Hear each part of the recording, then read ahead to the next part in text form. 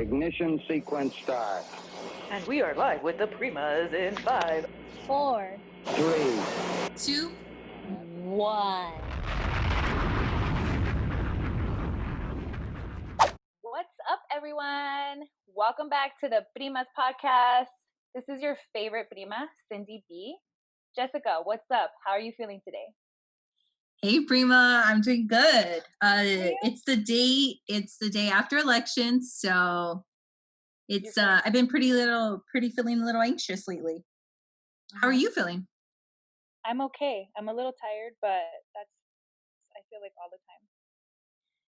Speaking of tired, so today's episode is going to be about self-care with the focus on sleep, because I feel like we don't talk enough about sleep in schools. We don't make the connection of how deep sleep is so important. People don't really take their sleep that serious. And so it's just something that I work on, something that Jess works on, and it's something that's really brought a lot of beautiful stuff into our lives. To be able to have a good sleep routine has made me show up in every aspect of my life fully prepared and in full creative mode. So yeah, we're going to talk about sleep. Yeah, and we're going to be a little transparent with this topic. We're going to talk about some of our own experiences when we lack sleep and ways we try to sleep today. As you guys know me, if you know me very well, you know I sleep with earplugs. And I think that's like a big shocker when most people sleep near me or I have a sleepover, whatever the case may be. So I want to go in depth with that. You know, I didn't start sleeping with earplugs when I was like born out of the womb. Like I didn't have a problem. But as the years have gone through my early adulthood, I have learned that I need them to sleep, to have good quality sleep. And these are different things that me and Cindy are going to talk about in this episode and explain the reasons why. So yeah, Prima, I'm excited to talk about this topic, and I think we have a lot to say about it. Yes, and that's great that you're saying that you're a sensitive sleeper. So am I. And I think everybody is a different sleeper. So this is I think it's kind of cool that we're so sensitive, or I'm more sensitive than you are, but I kind of feel discomforts like with sleeping, with not eating, with certain things. I'm so sensitive to them. So I've had to like discipline myself, especially after having my daughter. She has a lot of energy. Most kids do. But I just really had to take my sleep way more serious. Even though I was always tired, I was going to fall asleep anyway because my sleep has been deprived. You know, when you're a mom, like it's over. You're never going to sleep a full night. I say that. I give that recommendation to moms all the time. I say sleep because when the baby's born, you're never going to sleep. It just never goes away. Yeah, because it takes them a while for them to catch their sleeping pattern when they're first born. And oh my gosh, it's just that part's really, really hard. So we've become sensitive sleepers. I feel like I've always been sensitive. So has one of my brothers, my youngest brother, I feel like relates the most because we'll start getting really upset because we're tired and we can't sleep. And some people, like my two oldest brothers, they can go off of no sleep. And so I think it's cool to like say that everybody has very unique personal preferences to sleep, to so many different things in the world. We're all so very unique. But I would say the rule of thumb, it's great to get like 7 to 8 hours of sleep. Some people can survive and thrive off of less. You got to find what you need. But I usually aim for 7 to 8 hours and I feel fine. If I get anything less than that, I feel it. It's going to show up. I'm going to get cranky. I get moody. And I feel like a lot of people do. And they don't associate that with getting quality sleep. Because the other thing is, I know some people who are like, well, I slept and I still feel tired. I slept 7 to 8 hours and I still feel tired. And that might be because they're stressed. It might be because they drank coffee too late, right? There's so many different reasons. They ate late at night. I think that's a huge one. Eating late at night. It blows my mind when people say they ate like 20 minutes, like a full course meal right before they fell asleep. I'm like, how do you sleep like that? Your body is just taking too much and already in preparation for sleep, but yet you just gave it a full meal. Now your digestive system, which should be in like relaxed mode to help you sleep, is now working to like digest this food, right? So I think eating a heavy meal right before sleep is also another one, Prima.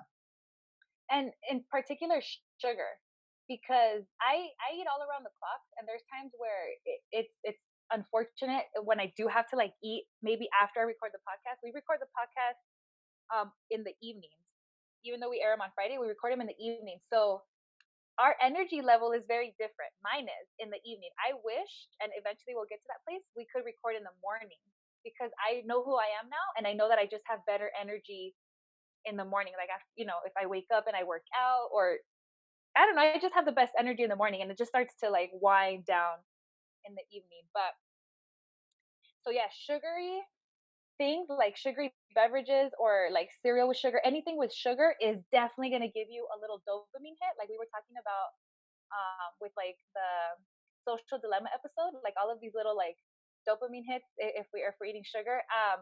I've also heard the correlation between if you are consuming sugar late at night to nightmares or like stressful, weird um, sleeping patterns at night, because you're basically your body's trying to shut down and you're giving it energy. So I feel like it just kind of like messes up things. But so I wanted to bring up Maslow's hierarchy of needs. So this is something we study in psychology, but I taught it when I was teaching at the high school, and the kids really loved it because it explains. It's a pyramid. I suggest that everybody looks it up. It's a pretty cool basic understanding of humans thriving, and so it's a pyramid. And at the bottom of the pyramid are the most basic human needs. Like, what are the needs that can keep a human alive? And it's air, oxygen, food, water, sleep is in there, and shelter. Oh, and sex, as in reproduction, because in order for humans to continue their species, they have to reproduce. So that's why sex is in there. So it's a very basic need, because if you hold out on sleep for a certain amount of time, you can get into like a hallucinogenic state. You can start like seeing things, like, your brain really needs to rest. All of you needs to rest. So if you're depriving it for whatever reason, the effects become really bad. And I don't know how many days it is. I want to say 14 days, and then you die if you go out without sleep. I don't remember the days. Oh, I didn't Or even not think 7. we were gonna go there. Or Whoa, 7. I no, I'm not trying to, but it's true though. I'm just saying, like, we our bodies adapt to whatever conditions. We're amazing. Humans are amazing to adapt to their environments, right? But if it's like a highly stressed environment, and one where you're not sleeping well, I would say that your body starts to go on a what's that word? It's like where you become very sensitive and irritable to any stimuli, like to light, to noises. It becomes very, very like annoying, and it's because you haven't slept correctly. And again, people don't associate their behavior, their mood swings, to sleep. So yeah, so I think when we talk about sleep, it's a part of self-care. When we talk about self-care, I think a lot of people, they do like their manicures and pedicures, they go shopping, they do face masks, they go to the gym.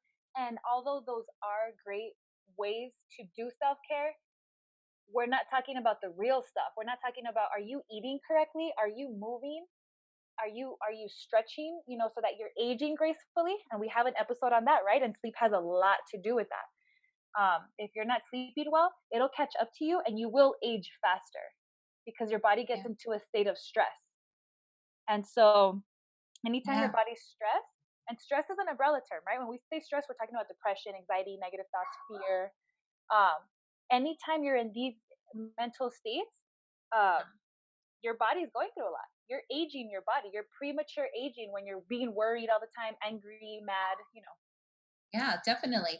I can definitely relate to that. So about 2 years ago, when I was going to school full time, working full time, I just had my daughter. She was months old, and me and her dad had just split around that time. So not only I was dealing with co-parenting, right? So my life about 2 years ago was very stressful. I always use the analogy like I was running, right? I was running, I wasn't slowing down. I was like, no, my finished goal is finishing school. My end goal is like spending time with my daughter since I'll be done with all this. And then aside from that, I would do Lyft on days I didn't have her to meet ends meet.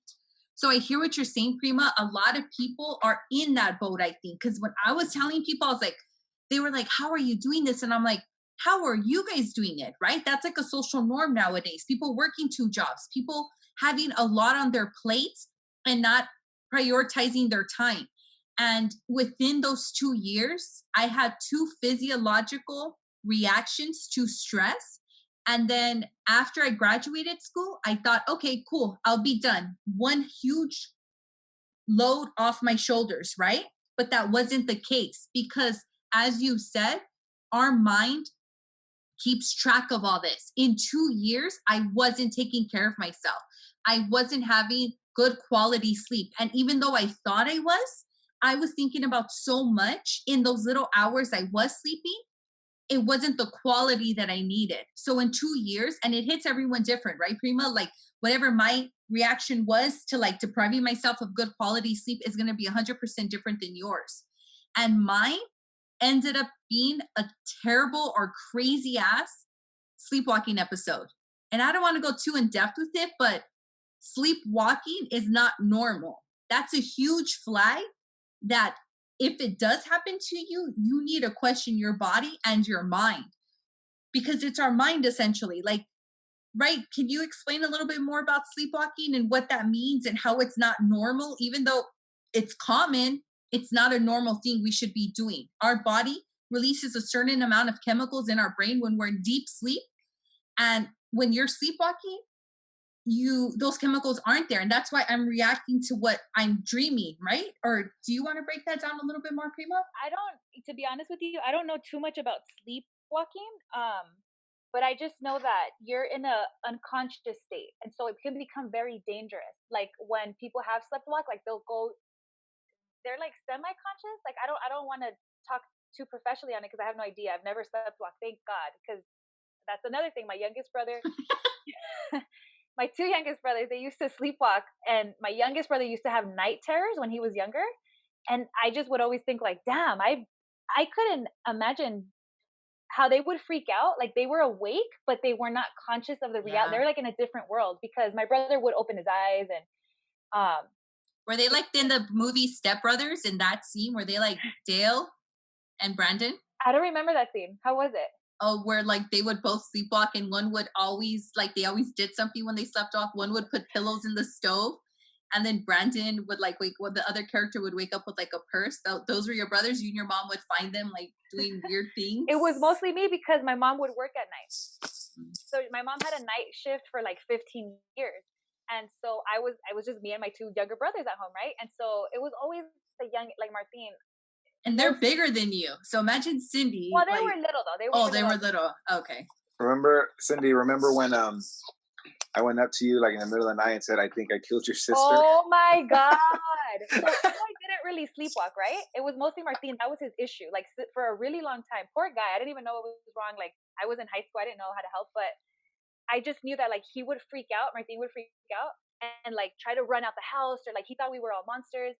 And so one day out of nowhere, Eloy slept walk maybe like twice in his whole life. And of course it was with me and I had to figure it out. So one time he came to my door in my room. I think Martine was doing his thing and I was trying to get him settled because I always had to get in his dream. I always had to be like, look, I'm a good monster. He's like, what? I'm like, I'm here to help. I had to. I really, because he thought we were all, I was like, fuck. And then Eloy out of nowhere woke up. I killed your sister. And that fucked with me because with only one sister in this family, right? It's just me. So I'm like, what do you mean? I'm still alive. And then I started putting my hands around your neck. Good thing is they were still smaller than me. They really, like Eloy, you hadn't gone through puberty yet. I don't know what I would have done if they had. I'd have been like, look, just try not to die. I don't know what to tell you. I remember because it happened, and then you probably were like, oh hell no. And it just tripped me out. And then you were like, Eloy, just go sleep there. You remember you used to have this little furry like carpet, and you're like, just go sleep on that, and I just knocked out right there. I didn't know what I was doing. I didn't know about sleep patterns at this time. And so Yeah, it was just crazy. So I can't say I know too much.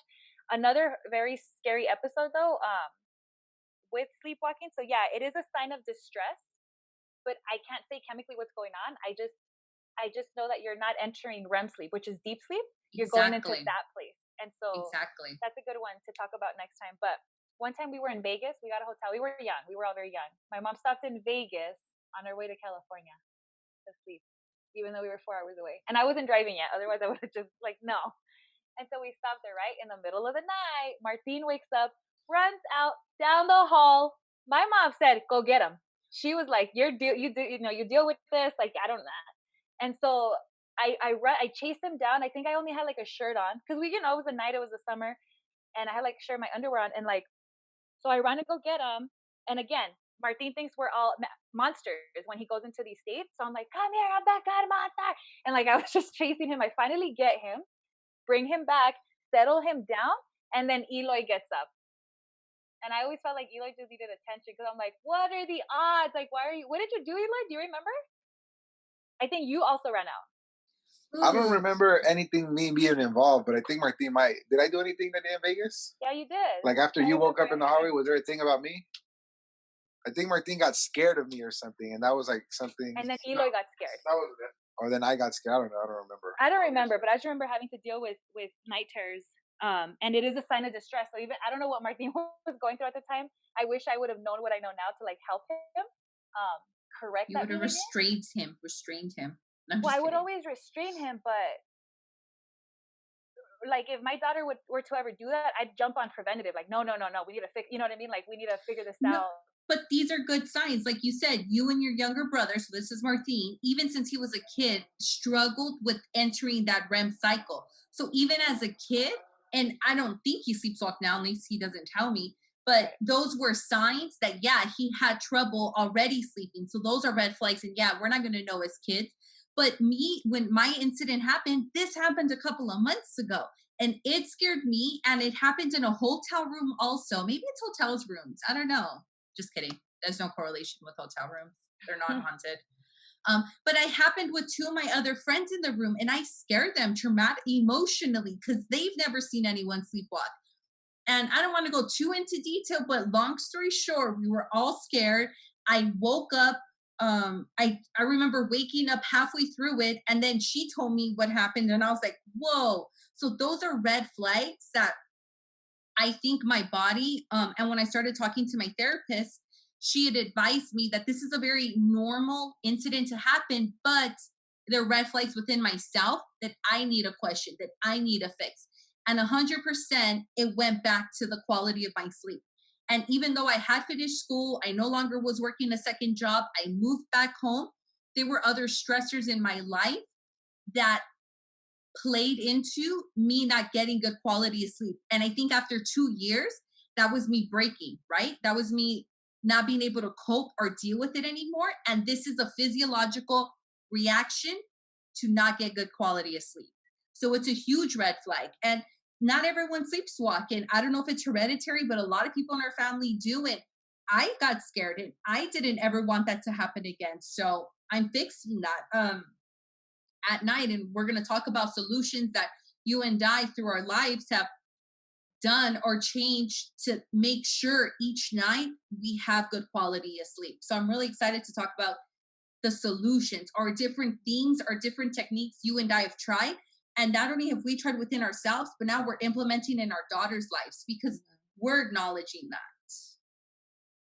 And I wanted to say that your therapist said that it was normal behavior because of extreme fatigue.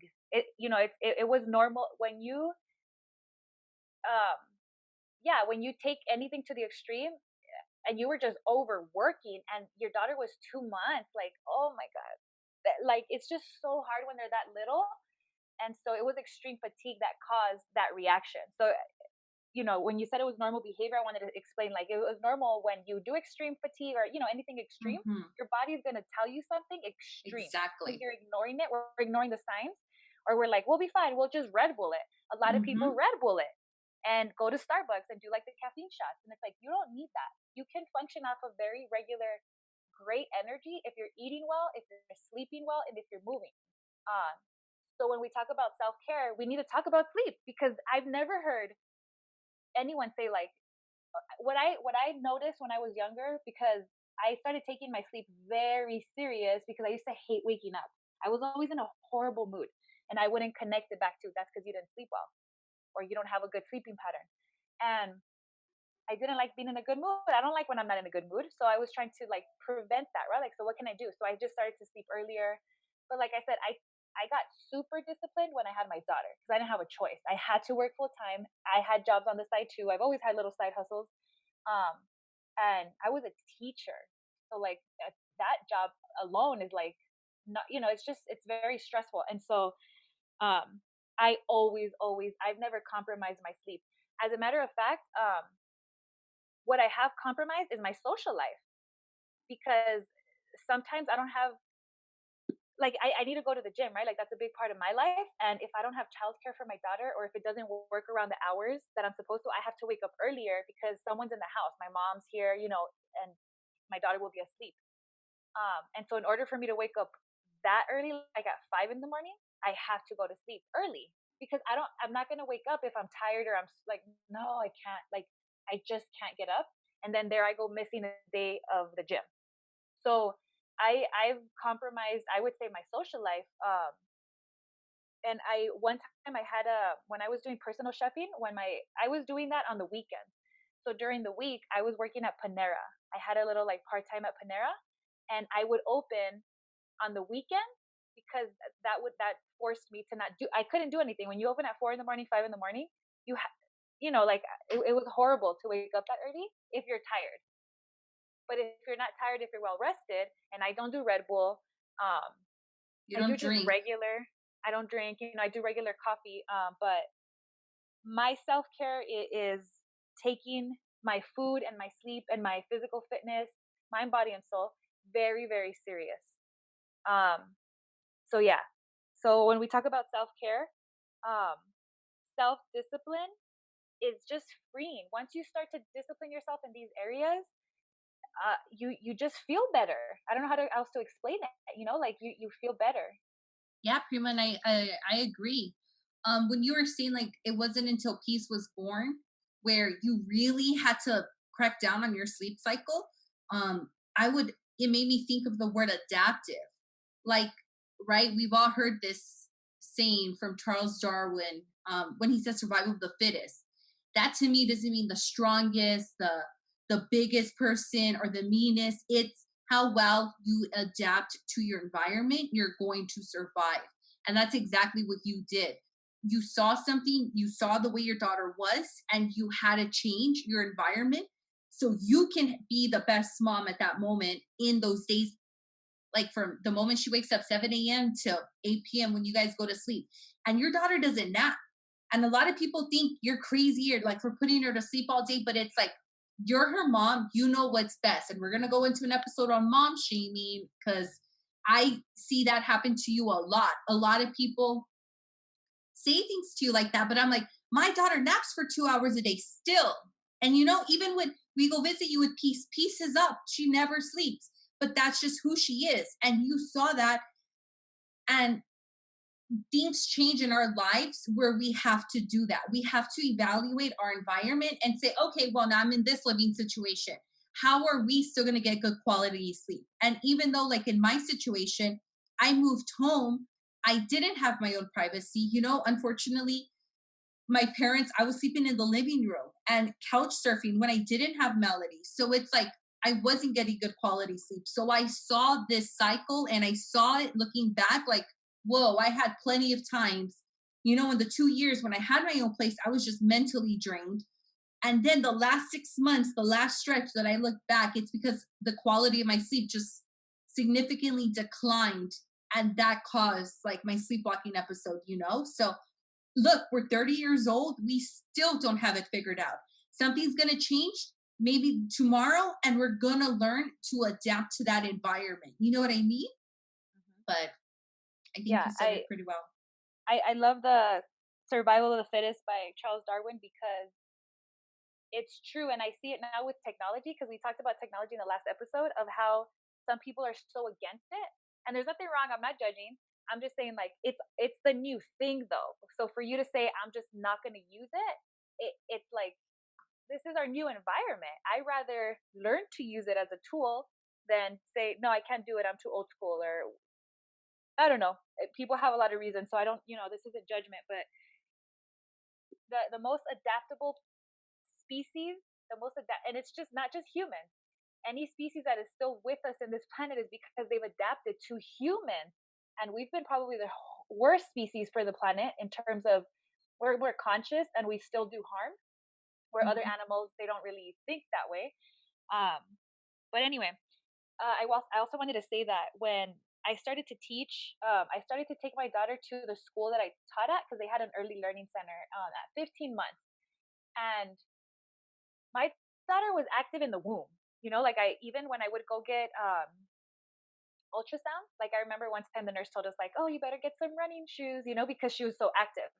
And of course, you don't know until they're here, but she was really active. And so I don't know why. I think it is because I'm so sensitive to sleep. I took her sleep so serious because even though she is very active, in school they do force them to nap, and if they're just laying there, everyone's quiet. It's better, but they only nap for like an hour. And when she was with me, she wouldn't nap. Sometimes she would, but anyway, what I'm trying to get at is a lot of people would say, "Oh, your daughter is gifted and talented. Your daughter, she has special abilities." And I don't believe in that. I don't know. I'm not saying I know anything. I'm not 100%. I just don't believe that one human is better than another. Like that's. I just don't. I don't. I think we're all so amazing. But if our environments are not favorable during the very crucial time of prenatal to like 4 years old, 7 years old, that's where a childhood trauma comes from. And I just remember in our culture, you would always see kids. Okay, so my daughter, when she was younger, especially, she gets overtired. That means when you have so much energy, you have to, like recharge by sleeping. If you don't, and this happened when we traveled, when we got out of our routine and she wouldn't sleep and she was overtired, she would throw really bad tantrums. And she only did that with me. I would notice that she wouldn't do that with her dad, or with my mom. She just did that with me. And I don't know if it's because I'm her mom. I don't know. But I always try to avoid those tantrums because they were very like violent and like just horrible. And I learned a lot about them, but it was because she was overtired, right? Like I learned through the experience. But anyway, bringing it back to like, was she gifted and talented? A lot of parents don't take sleep that serious. So kids should be at her age should be sleeping anywhere from like 10 to 12 hours. I mean, like I said, it's so different, but with her, that's what I noticed helped. Like the more sleep she got, the better she was, the happier, um, the more, just in her own way, she was great. And so I didn't like that they compared other students who were getting not the best nutrition, who weren't getting all of the attention that my daughter's getting from my side, for example. Like I'm very conscious of these things because I learned about them. And so some people might not make the connection of sleep being so important, but for development, it's extremely important. And humans do not stop developing until the age of 25. And that's what we know so far. What if one day it's like 30? What if one day it's like, no, it's 18? Who knows? But what we do know now is that all of this childhood trauma that we deal with as adults, like as angry adults or adults that are addicted to substances, whatever, all of that happened from the prenatal care years all the way to like 4 to 7 years old. So I don't think my daughter is better than anybody else. I think she just has a very favorable environment. And I take her sleep there's no compromising her sleep. There just isn't, because there's going to be a tantrum. There's going to be some crazy tantrum that I had to deal with. And you saw, we were just there in LA. You saw like she threw a tantrum. It was a mini one, but it's exhausting, for Yes. moms because you can't do anything. You just have to let it play out. And it's because she's tired. And I couldn't get her to go to sleep because she was too excited. So it's like a vicious cycle. But um, my daughter was just always 100% ready for school. And she was always 100% ready to learn and retain and apply information because she was being fed. I try to feed her the most optimal nutrition, and then she's sleeping. I attribute her alertness and readiness for school to her sleep. A lot of it to her sleep. Um, so yeah, like a lot of people are like, yeah, why do you put her to sleep so early? And it's just like, trust me, she has a lot of energy, so she needs all of this time to recharge. And in the morning when she wakes up happy by herself, that's the sign. That's the sign that she got the most perfect amount of sleep. Our bodies will tell us, and that's why oversleeping is also bad because it starts to mess with your rhythm. So if you're sleeping anywhere from like 10 to 12 hours, I think it's like 9 and up, right? The I 9 think enough? average is like 7-8 hours, and anything more than 8, it becomes like, yeah, you start feeling like that grogginess, right? Like, whoa, I overslept. Yeah, because you're no longer, your body's, we're designed very perfectly. You know, our bodies know what to do. When we're healthy, when we have it disciplined, um, once you get into a good cycle of sleep, your body just knows everything. It knows when to go into the different stages of sleep. So once you're oversleeping, there's no more stages. You don't need that anymore. So all kinds of other stuff start to mess up. And you know what, Prima, that reminds me when I was talking about those 2 years where I was going hardcore, some days, and it would happen randomly, but on a weekend where I didn't have my daughter, I would recall sleeping all day. And those are signs of my body. That's not normal, right? Who sleeps all day? But that's my mind saying, okay, catching up on all those taps where I played it short. And I don't think that's normal. But those are signs that, like, whoa, if I slept all day Sunday and I didn't do anything, to me, those are flags. You know, it's like, whoa, then what do I need to change to make sure my body doesn't do stuff like that, where my body isn't playing catch up?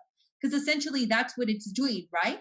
It's saying, whoa, Jess, like we didn't get good quality sleep for like these 3 nights consistently for like a month, whatever the case may be. And here we are. Now we're playing catch up. We know we have you and we're just going to sleep all day.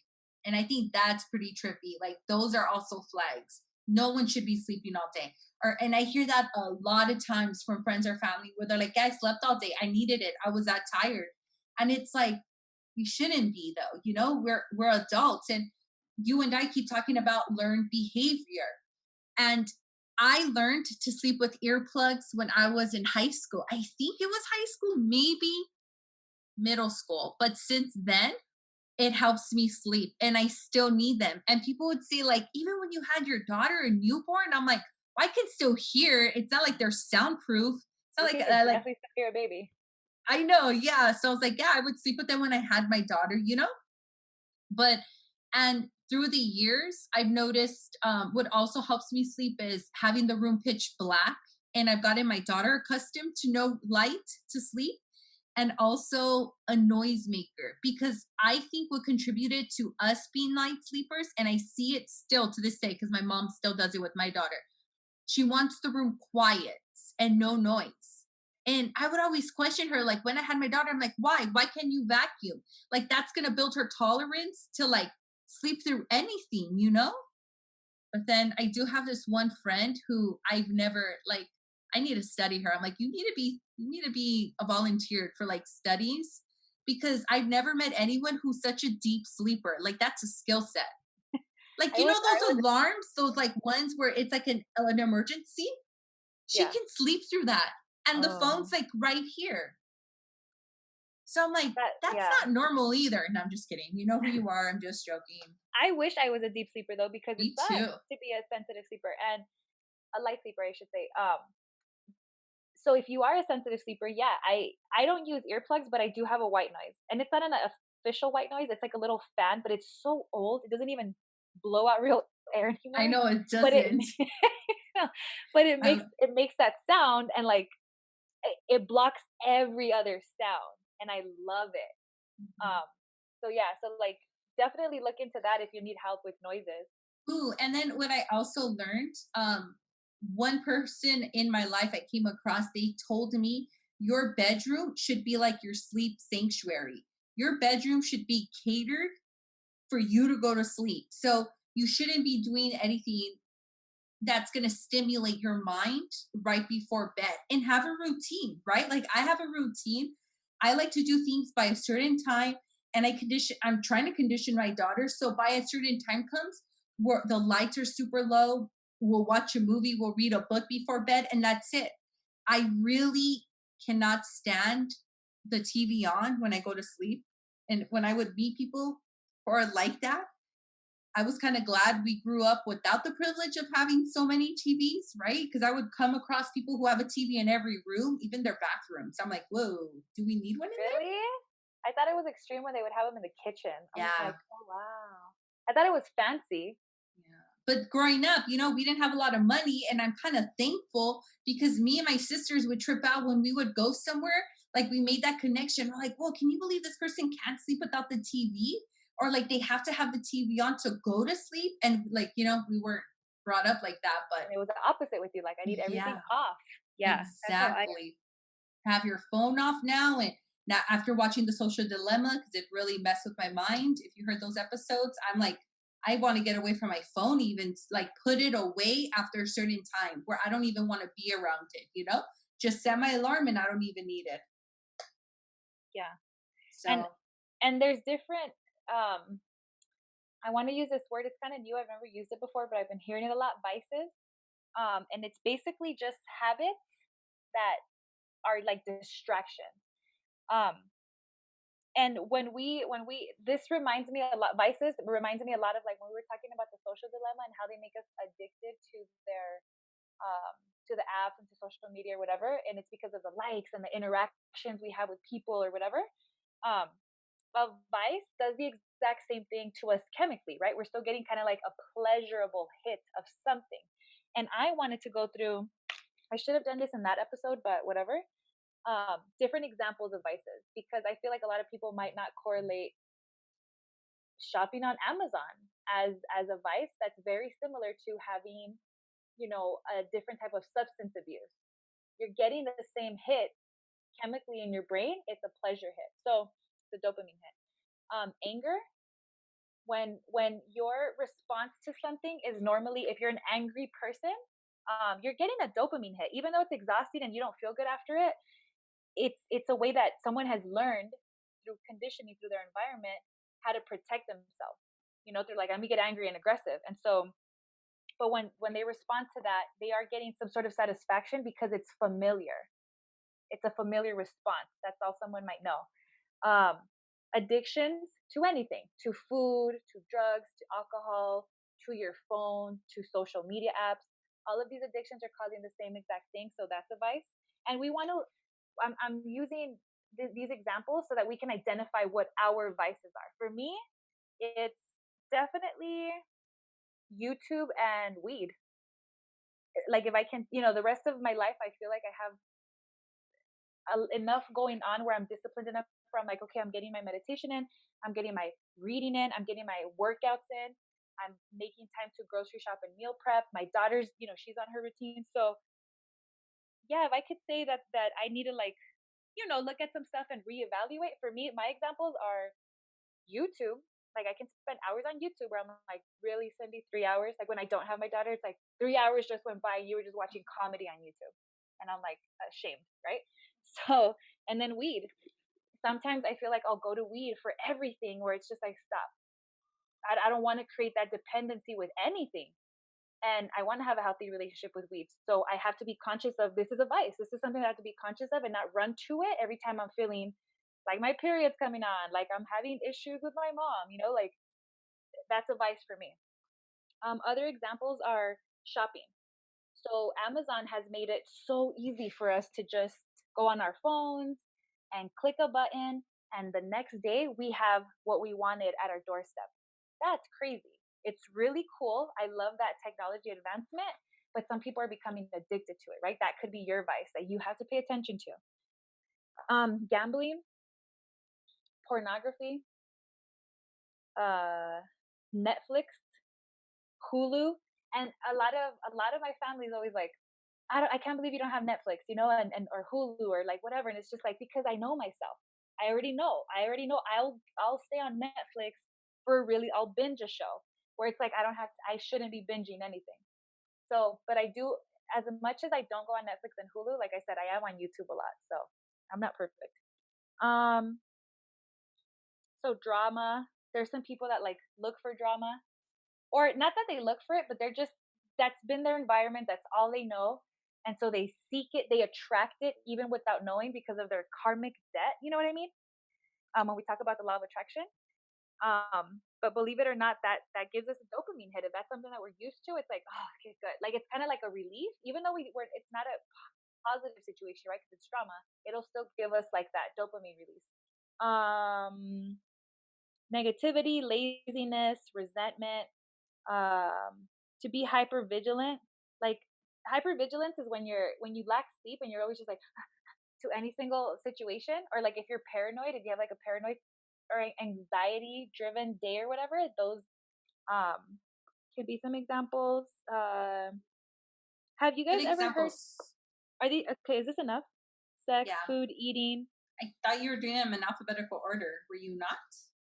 No, I wasn't. Were they in alphabetical order? Wow. I'm getting on another level of like amazing. So yeah. So these are examples of vices, guys, and I think this connects to sleep because I will be on YouTube at night and that will keep me up, right? So I have to make a conscious decision to like stop. Like just put it away. Just put it away. And I do knock out. But I know some people that they can't do it. You know, they're on their phone. My mom's on her phone. She's like, I can't sleep. I want to sleep like at 3 a.m. And it's just like, that's not okay. The other thing I wanted to say, a lot of people don't connect weight gain to irregular sleeping patterns. For a long time, I know people that would say, how come I'm not losing weight? I'm eating really clean. And they were eating once or twice a day.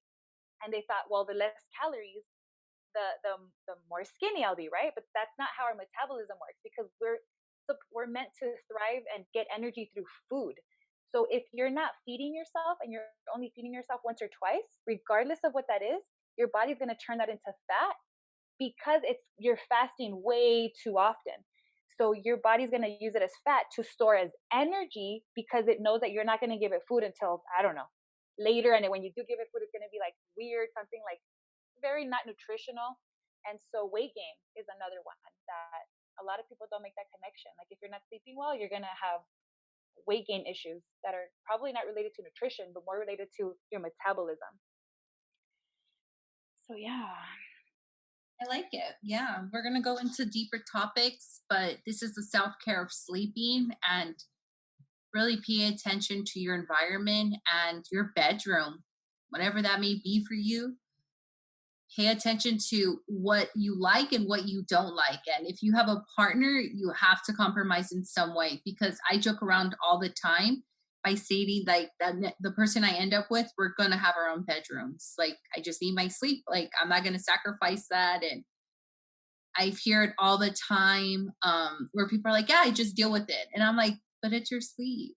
Like that's your time. That's your needs time. Exactly. We shouldn't just deal with it. And if you do have a partner, it's important that we start creating transparent and healthy relationships and understanding what we're so unique. And I've always admired people that have been in relationships for a really long time because they start to morph into one. You kind of, I don't know. I'm not a relationship type of person. So I don't want to, I think it's amazing. I'm like kudos because I've never been able to do that. But if you are in a loving relationship, you guys need to have these conversations, and you need to take your sleep serious. You need to take your food serious because a lot of the time, when people talk to me about eating healthy and they're in families, you know, they have a partner, they have kids. It's like it's so hard because of this, because of that. You need to sit your family down, and you guys need to have this talk because this is about self-respect. This is about, if you're not modeling as a parent to your kids, or not just as a parent, me as a person to my family members. You know, a lot of people will say like, I got motivated because you meal prep. You never know the impact that you're making to the people around you. But we need to learn to have respectful relationships, and it starts with respecting ourselves. And if our partners have different sleeping routines than us, because I remember when I was in relationships, I'd be like, I can't go to sleep without you, or I want you to go to sleep now, or like let's stay in bed. All this dumb shit, right? That you're like, no, I'm too grown. Like at this point, I would never do that. But I used to try to compromise my sleep, just because my partner was like, we didn't have the same sleeping patterns. But it's just like we have to want the best for our partner, for our kids. So a lot of people do want to work out, they do want to eat healthy, they do want to develop routines, but then they're like, but how am I going to convince my partner? Like you shouldn't have to convince your partner to respect you. And we don't talk about respecting our sleep patterns, how we eat, if we decide to go to the gym or not. We don't see those as things that we just settle. We're like, well, we're in a relationship. We can't see do them as like boundaries. They're not boundaries to some people because I think it's in our culture, right? Like, well, I should sleep next to my husband, or I should, and especially as women, I think specifically because I don't really hear men say that, like, well, my wife isn't really catering to my needs. It's I think women are catering more to men's needs, in my experience. That's true. I agree with that, and I think as women, we're just we're more emotional. We want to cater, or nurturing. Yeah.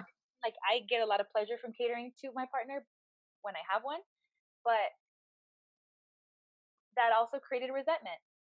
That creates resentment down the line. You can cater all you want. All these women that are like, no, I cater to my, yeah, but if they're not meeting you in the other way, your energy is gonna fall off, and it's just gonna be resentment, which that turns into like hate and some crazy shit, right? And you don't want that. Trust. It's not a good. It's not a good energy to put out to anybody. So yeah. So self care topic, but we're focusing on sleep. We plan to do more self care topics because like we mentioned, the Maslow's hierarchy of needs, it's a hierarchy, right? That has different needs. And then once you reach nirvana state, which we're all trying, that's the goal, like reaching our most self-fulfilled, I don't know, human experience that we can have as individuals can only be met if we're taking care of all of our needs. And sleep is a very, very basic need. If we don't have some of the very basic needs, we'll die. If we don't have air, if we don't have food, if we don't have water, if we don't have sleep, if we can't reproduce, right? The human species would eventually just not be. So, yeah, so we'll be talking about more self-care stuff and more basic human needs. And hopefully this topic was interesting. We try not to be boring and scientific about, because we learned all this stuff when we studied psychology. We're like, wow, that's amazing. Everybody should know. But I don't know, maybe people are like, not really. So give us feedback. Please, please, please give us feedback. People are getting better at that. So thank you so much. Yeah, I don't know. I agree. Sometimes we want to talk about different topics. We don't always want to talk about the same ones, the same scientific-y things are boring. No, we want to make it interesting and fun and like question yourself. We want to provoke like thought questions, like within yourself. So we really hope you enjoy us, and definitely, like Cindy said, if you give us any feedback, we definitely take it in. Yes. Thank you so much for being with us. Take your sleep serious. It really matters. It matters to your success. It should be a part of your goals. And I want to talk about goal setting at some point too, because goal setting in like a mind, body, and soul. Like, what are you doing goal setting mind wise for your emotional health, for your mental health, for your physical health? So yeah, set those goals so that you can be your best you. You'll be your best you if you're getting great quality of sleep.